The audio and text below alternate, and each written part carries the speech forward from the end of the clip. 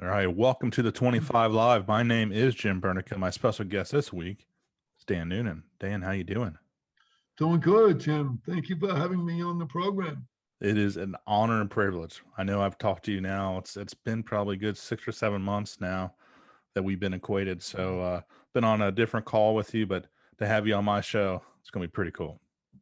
Thank you much. So I'm going to just jump right into it, Dan. You're retired FDNY firefighter, but you were an active FDNY firefighter back on February 27th, 1975. If you don't mind, just kind of go into that night because, typical day, but that night was anything but typical.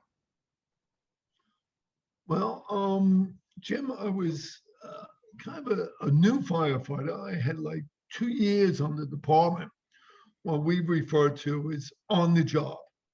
And I was assigned out of the academy, which we call the Rock, to Ladder Company 3, which is located on East 13th Street in Manhattan. And it was an exciting night for me before any of this happened because I was finally assigned a position in a truck company known as the irons position. And that's part of a forcible entry team.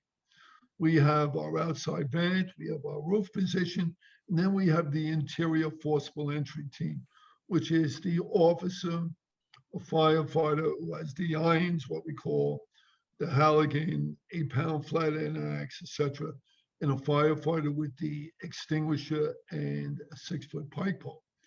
So I finally got the irons that night after so many years on the camp. And when you grow in the FDNY, you elevate to different positions on the truck company. So that night, my tail is wagging. I got the irons, right? So I guess it was a little bit after midnight, about 25 minutes past midnight. And I had what's known as the watch. All FDNY firefighters have a watch, an area, a desk in the front of the firehouse. Whereas if a civilian comes running up and knocks on the door, firefighters, there's a fire down the block, somebody's there to take the information and to turn the companies out. So that was my assignment at midnight. And I'm sitting there doing my due diligence, and the voice alarm comes in. And I can barely make it out. It's all scratchy, it's all garbled. But what I could decipher was Ladder Company 3, respond, 2nd Avenue and East 13th Street, the New York Telephone Exchange. So I got that part of it out and what we call a box number, box 465. So I was able to turn the whole house out. Everybody goes on this. We were a single ladder company, and we also had a battalion in us, the 6th Battalion. So the phone company exchange is literally down the block from us. We're on 13th and 3rd, and they're on 2nd and 3rd. So we pull up, and engine company 5 is already on scene. They're returning from a false alarm. This is way back in the day, Jim. This is 1975. And we were really rocking on the FDNY. We call it the war years. Non-stop structural fires. All day, all night, endless runs. So many jobs, they just like blend into each other on the tour. So as we arrive on scene, the officer emphasizes, everybody make sure your mask is turned on, make sure you have your SCBAs, it's full functional. We pull up to the structure. It's 11-story structure, and the place is built like a fortress. It's built to be riot-proof, earthquake-proof, and on the first 2 floors, they had these windows that had wire inside the glass. They were on steel frames, and then they had steel cages around them because they were very apprehensive about the vandals who went through the neighborhood back in the day. So the place is locked up. It looks like a prison. But we see these phone company employees staggering out, and everybody's like confused. What's going on? What's happening? So as first due truck company, it's our assignment to identify the seat of the fire and to check for possible victims who are trapped.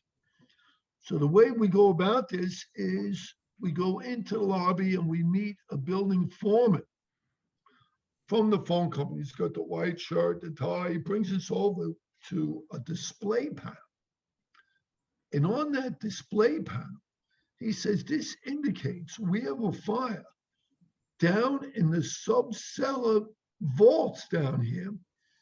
And it's all the way downstairs. And we're like, yikes, but this is our mission. This is our task. We have to find the seat of the fire and see if there's anybody trapped in between there. So we looked and they brought us over. This is the staircase. So the officer, the firefighter on the extinguisher, myself, and one fellow from the phone fire staff, from the phone company staff. Down we go, floor to floor to floor. Now, as we get lower and lower, the smoke gets more intense. There's these long tiled hallways, and on top of the hallway is fluorescent lights. Now the smoke is gathering on the top of these lights. It's giving off like an eerie, dim glow, and the alarms are going off, the fire alarms, and they sound like claxons, like a submarine dive. So we're going deeper and deeper. Finally, the phone company employee, it's down there on the left. He takes off. So we approach a door. It has danger, high voltage. So my officer tells me, Dan, leave the Halligan to steel bar. Down we go. We open that door, and there's another set of short steel steps. And Engine Company 5 is behind us, lying the initial attack line. I believe it was 1 3/4 inches in those days. So they're stretching behind us, follow us, length after length after length. They must have emptied the bed.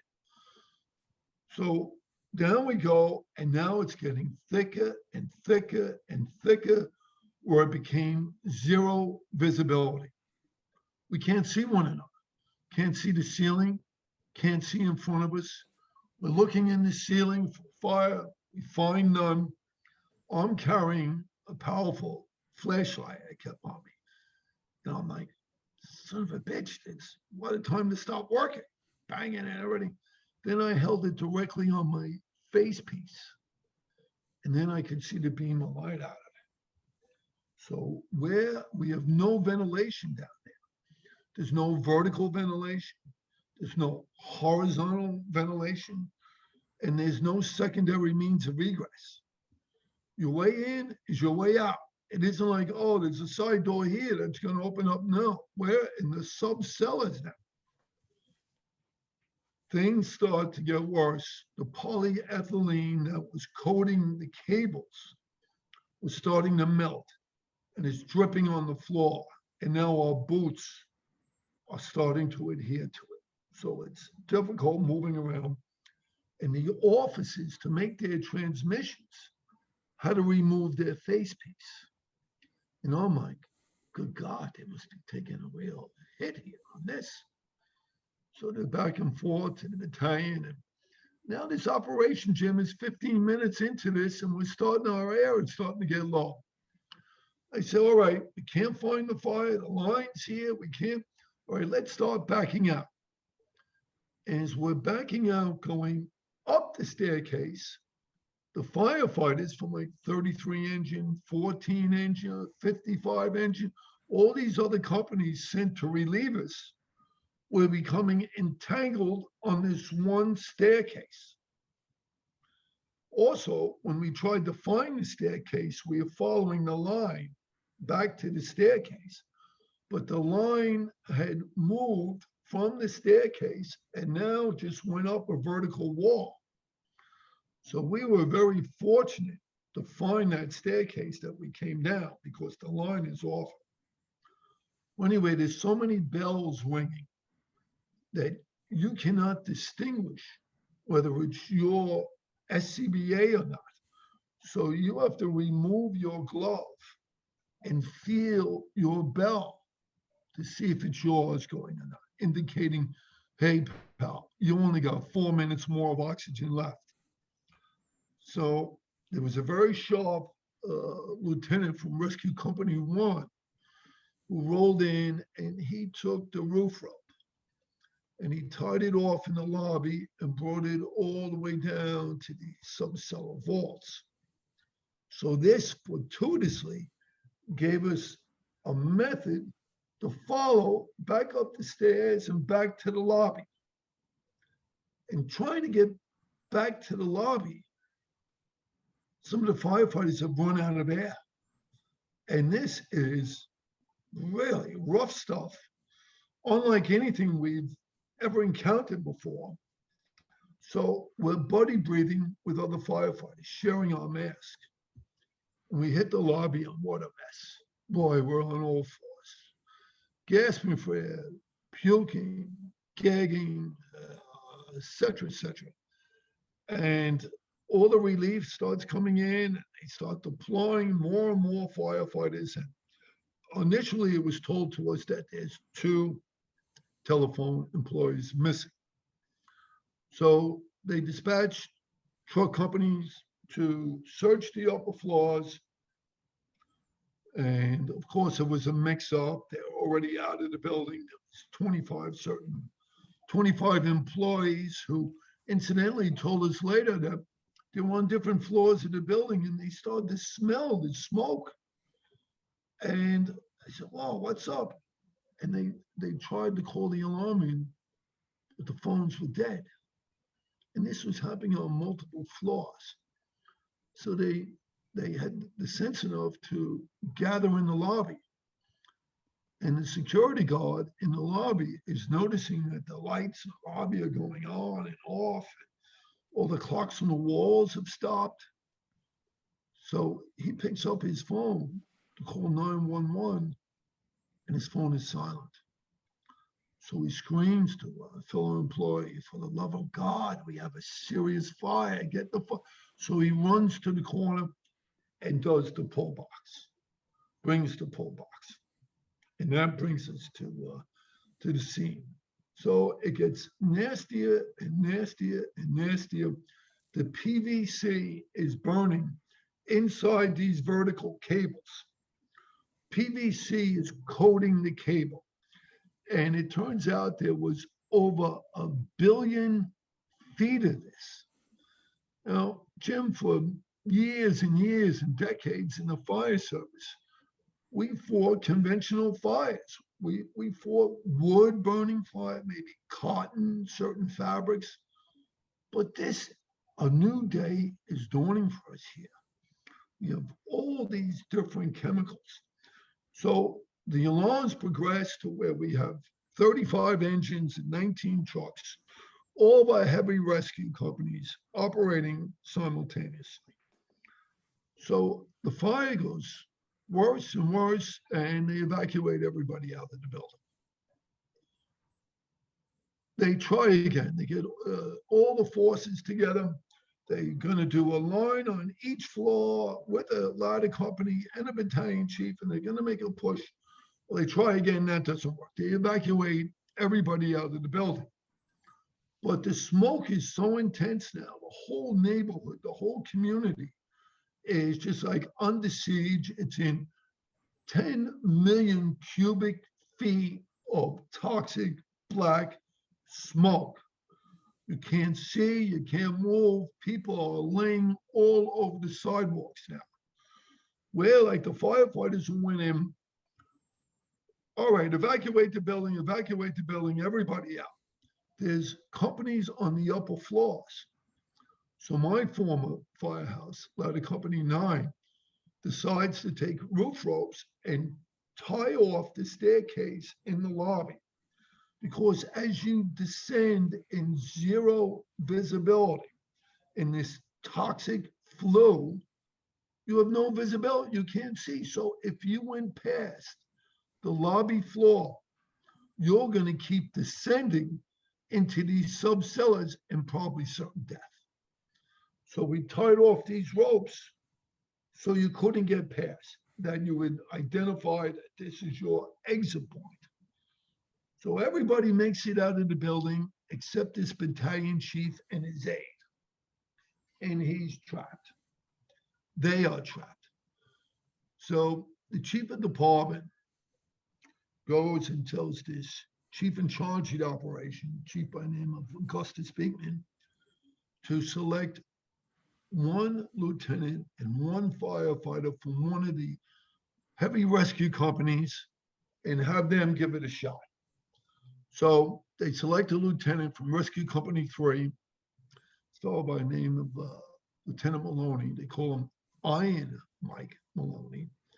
And he selects this fellow, firefighter Eddie Guile, was later say was the most proudest moment of his career when he was selected to go into the destruction search for this chief.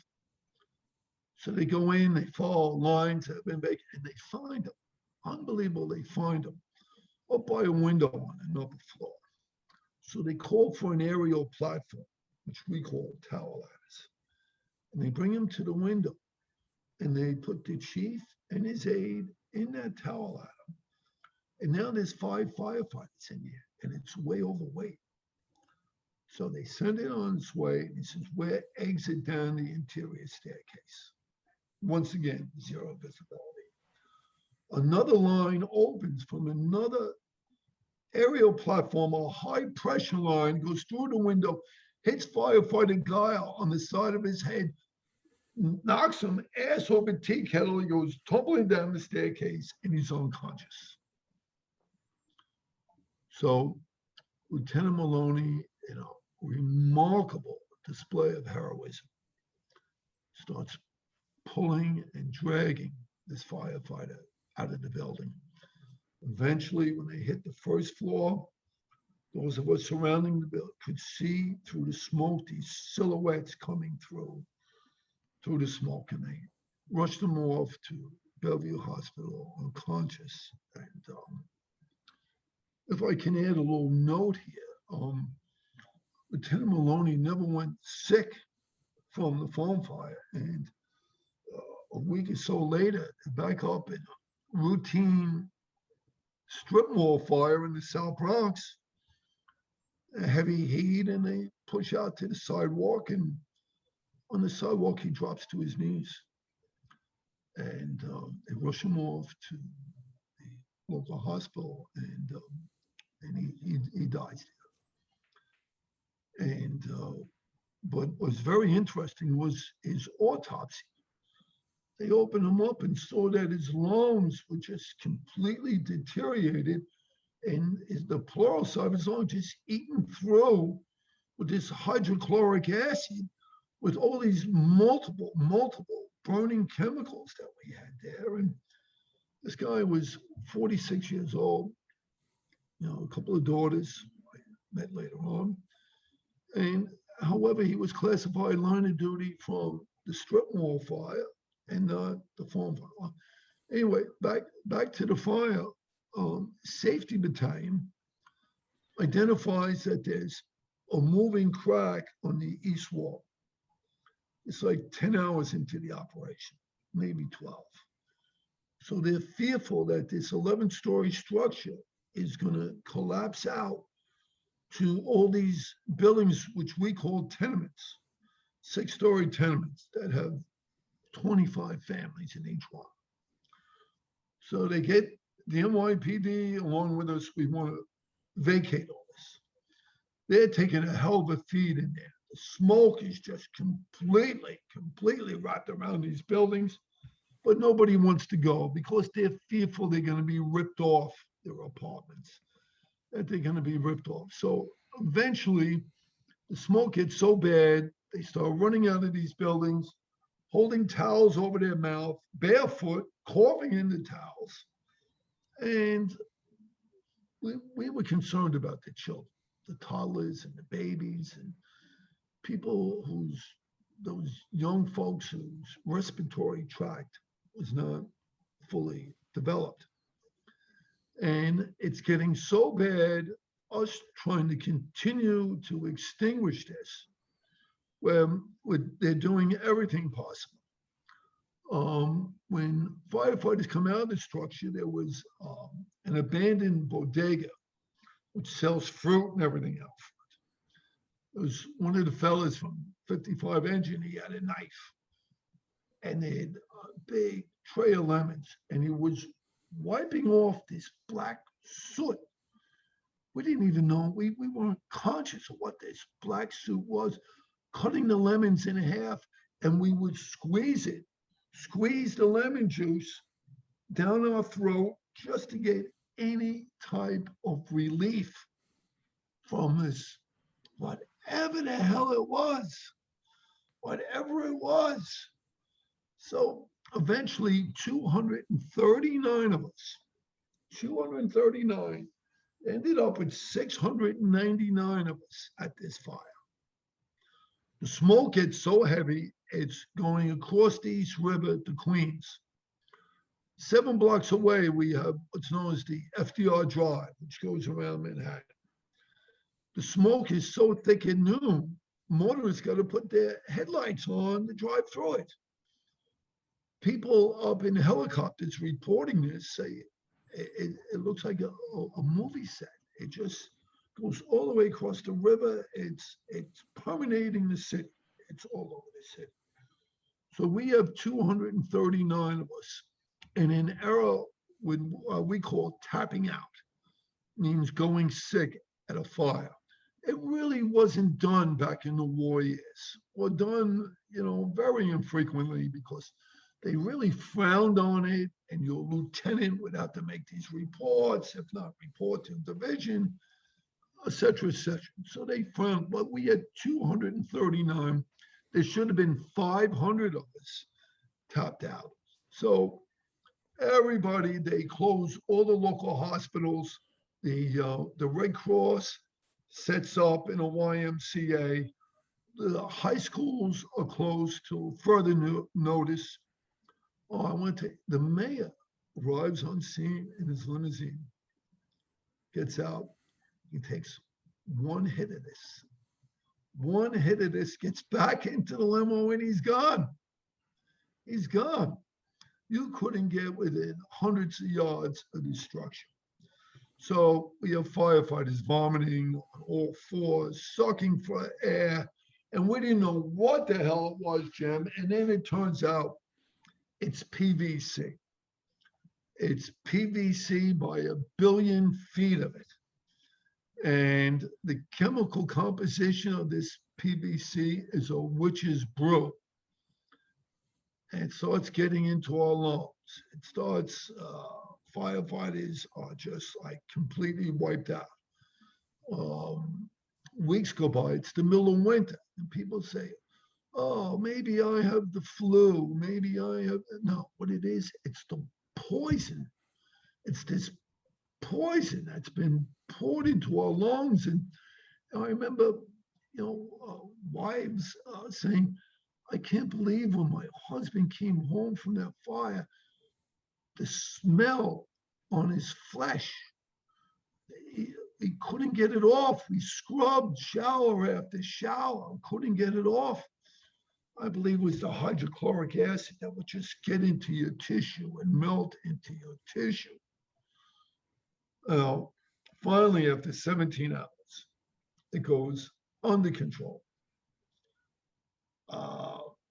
So now the phones start to go. The 911 system, call in for an emergency, that goes silent. Was dead. Now block after block after block, all the phones start to go silent. It's up to 300 square blocks in densely occupied Manhattan.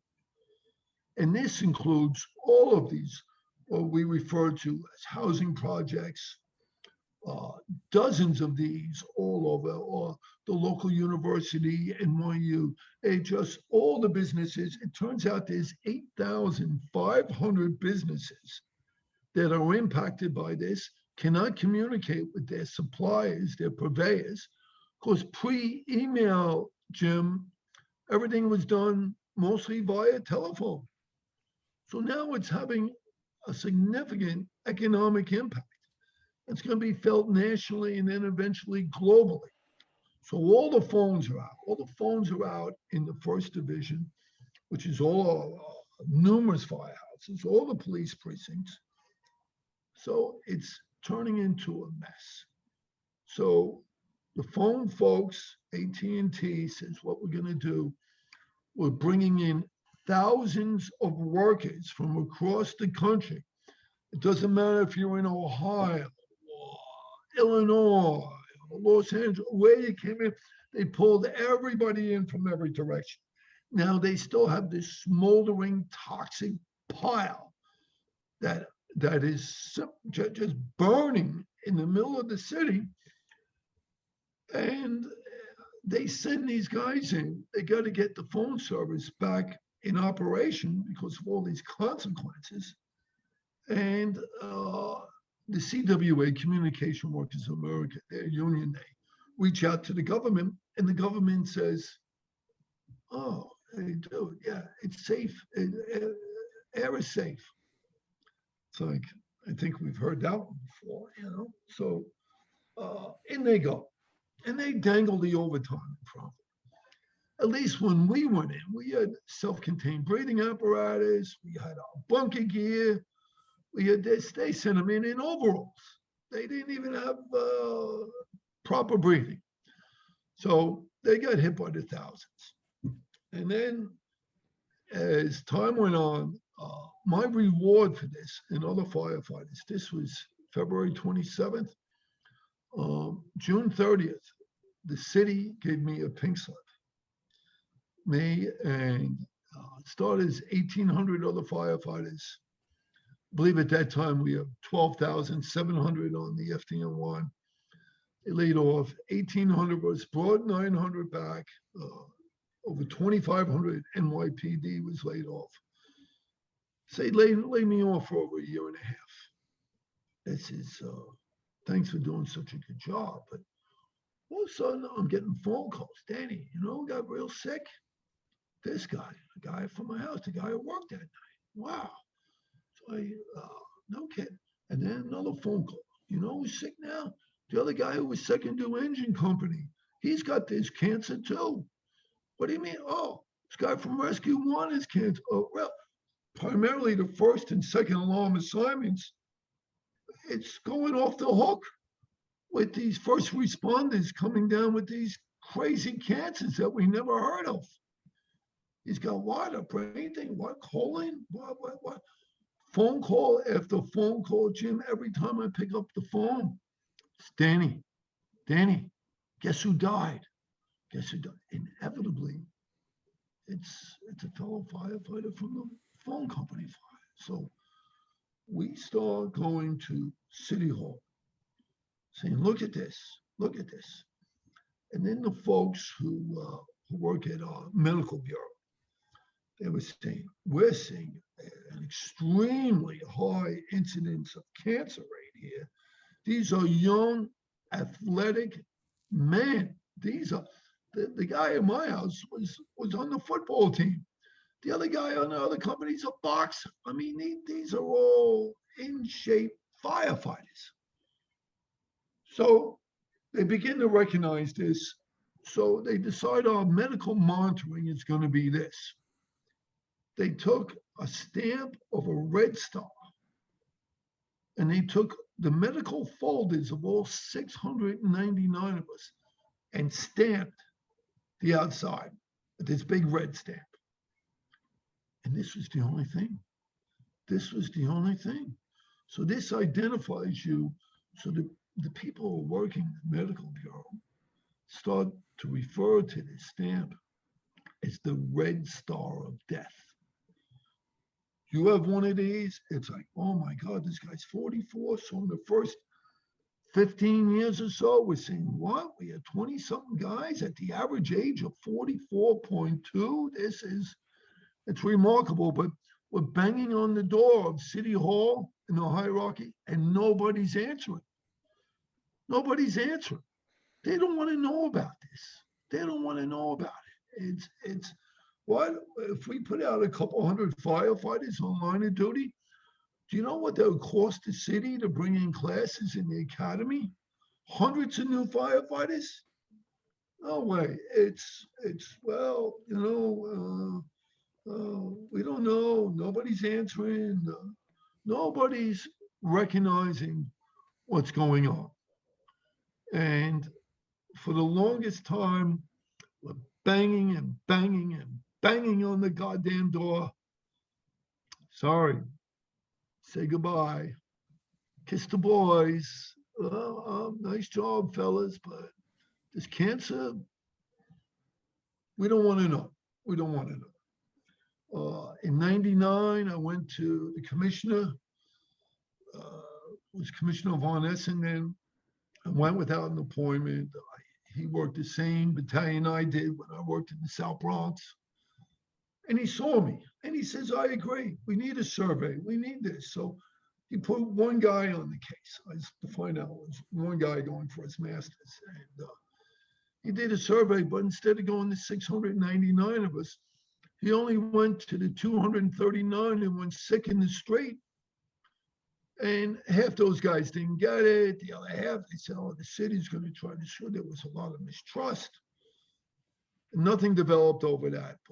And then 9/11 came. And when 9/11 hit, I told them, after losing 343 firefighters, I said, Commissioner, make this 344 on your agenda.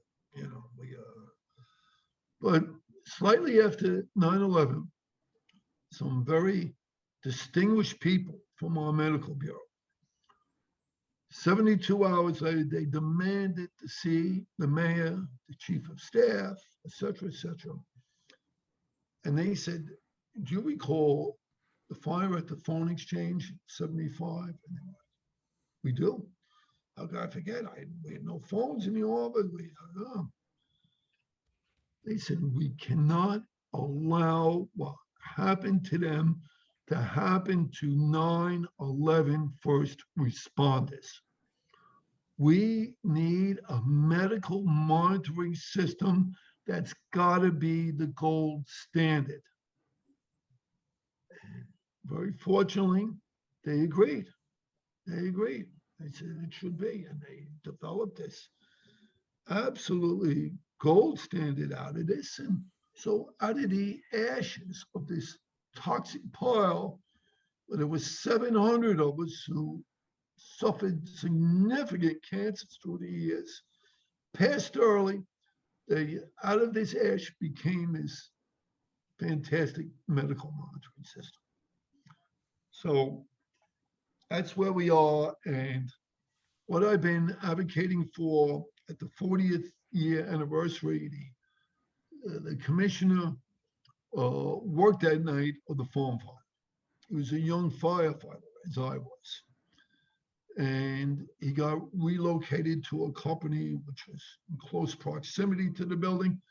And they were running all night through the community. Everybody calling, there's smoke, there's smoke. He was eager to take it in, as we say. And he said to his veteran lieutenant, hey, this is the big one. This is the big one. Let's Lieutenant, can we take this in? And he looked up and said, maybe not this one, kid. He knew. So on the 40th anniversary, we get together at 9 Metro. But since that date, I, along with others still around, have been advocating, Jim, for some kind of remembrance. There's nothing. We wrote to have a ribbon made for your uniform. I said, this would be great to give to the sons and daughters and the children of the firefighters there, if not at this stage, maybe even the grandchildren. Look at the courage your father or your grandfather demonstrated on this night, because many consider pre-9/11 that the fire at the New York Telephone Exchange was the most deadly and costliest in the history of the FDNY. If you don't mind, I have a very short 3 sentences from a fellow by the name of John Hart, who became our chief of department. He stated, right, pre 9/11, of course, 9/11 is, we worship, that's the top of the hour.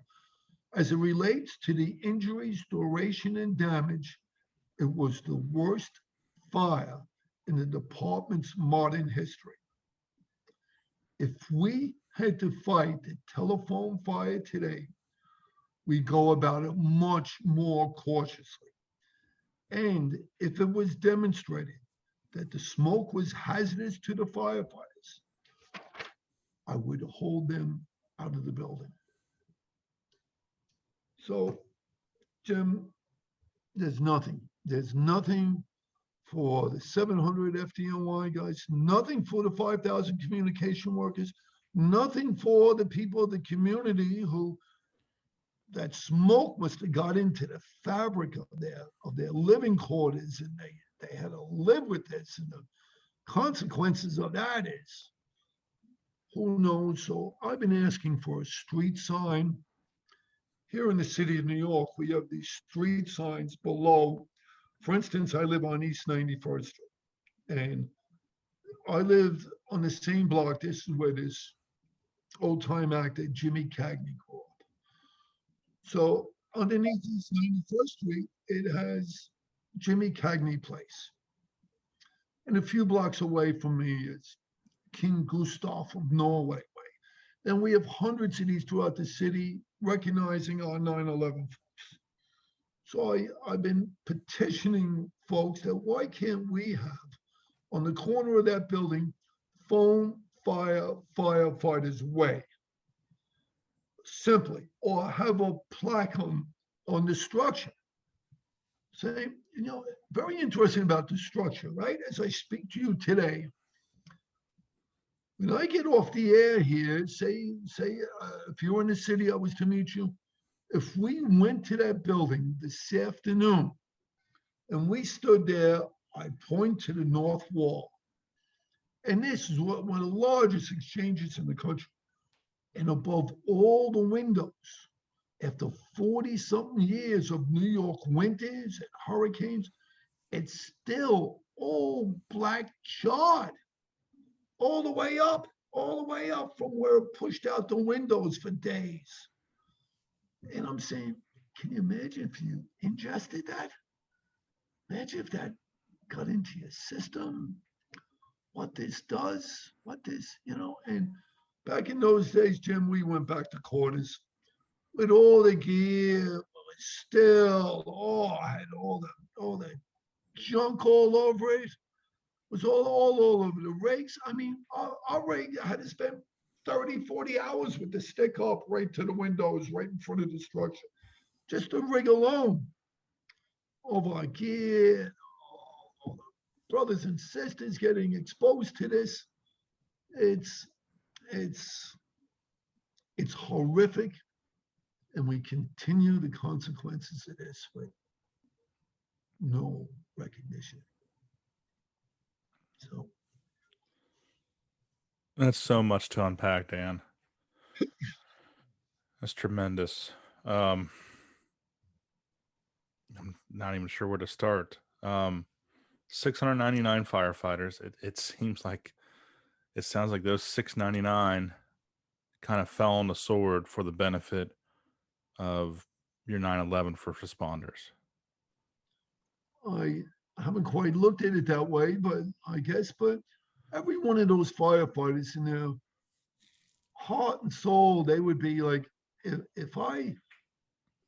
it took this for all my brother and sister firefighters, not only in New York City, not only in the tri-state area, but everybody who responded across the nation, if it took me getting beat up here in order for them to get 75 years of health care for their 9/11 exposure, they'd all be there. We think about for 9/11, we think about the 343. That's the number that is etched into our minds. But knowing the exposures, knowing the latency period, how long it takes to show up, a lot of times 10, 15, 20 years down the road, we know that that number of actual line of duty deaths is much, much more than that. And it's still a line of duty death, even though they may have died with their boots off. And it's exactly the same thing for everything that happened back on February 27th, 1975. Jim, they were, excuse me, City Hall of the opinion that, well, nobody died at the fire. But that's a misnomer. That's not. We came close as you can possibly do in a working fire situation on multiple floors with multiple people from multiple companies, as close as you get. And then the sicknesses came. And it wasn't from secondhand smoke, I can tell you this. It continues to, well, Jim, since 9/11, what are we up to? 255 FDNY firefighters who have died from 9/11 related cancers. And the phone fire it's akin. It's the same exposures to these deadly cancer-causing carcinogens. It's the same, but there's zero recognition. When my diagnosis came, when I was diagnosed with leukemia, and I wanted to make sure that it was from the phone fire. This before 9/11. And I went to these notable medical centers, UCLA School of Occupational and Environmental Medicine, where they did an in-depth work on me, and they listed all the chemicals from the foam, from the burning PVC and the chlorinated dioxins, the most deadly carcinogen known to man. We're taking the feed of this, and they said beyond to a reasonable degree of medical certainty, my leukemia is a result. And then I did the same thing with the Mount Sinai School here in New York City. It's terrible. It's to forget about it. The kiss off. But we want to let the firefighters, the first responders, not only nationally but globally, the consequences of exposure and how cancer has impacted this first responder community, and how we have to be aware of this continuously. We can't, when I was on the job in my 20s and 30s, I had the balls of a lion. You know what I mean? You're Superman. You have a cape, but you can't have that attitude now. You need a hierarchy, you need a command structure and everything to identify what we're up against now. These plastics, these polymers that are fused together, and what they give off, we don't know, and how it impacts your flesh, how it impacts your body, the way it impacts me. It could be 5 years. It could be 15 years. Who knows? But for the sake of your family, for the sake of your brother and sister firefighters, for the sake of all of us, you gotta be vigilant. Vigilant is the word. Very well, very nicely said, Dan. You have to always talk about the big picture, and everything you're doing now could catch up to you later on. Is what? Pardon me? Everything that you're doing now could catch up to you later on. Oh, yes. There you go. Yes. Yeah. So, for sure. You retired from the job, landed in San Diego for a while. 9/11 happens. You come back home. You work the pile. Years later, you get diagnosed with throat cancer. You've done so much, and you continue to do so much, for your fellow firefighters in FDNY and beyond. And, it's got to be disheartening knowing how expendable you've been to them and your fellow firefighters over the years. It is, but on one hand, I see what happened at the farm fire and the lack of care, and then I see on 9/11 healthcare, they caught my throat cancer early. I had multiple, etc. But we got it early. We got it early before it advanced to stage 3, stage 4, the surgeons at Sloan Kettering said, "Oh, if you let this go, it could have been a golf ball." It's early detection. So I've seen both sides of the coin. I've seen the kiss off, and I've seen dedicated folks from our medical bureau, our team, so dedicated. These RNs, and they dedicate their lives into us. Everybody's so into it with recognition, which is the way it should be. But on our side, can't even get a plaque. Nobody wants to know. 5,000 workers, thousands from the community, 699 FDNY.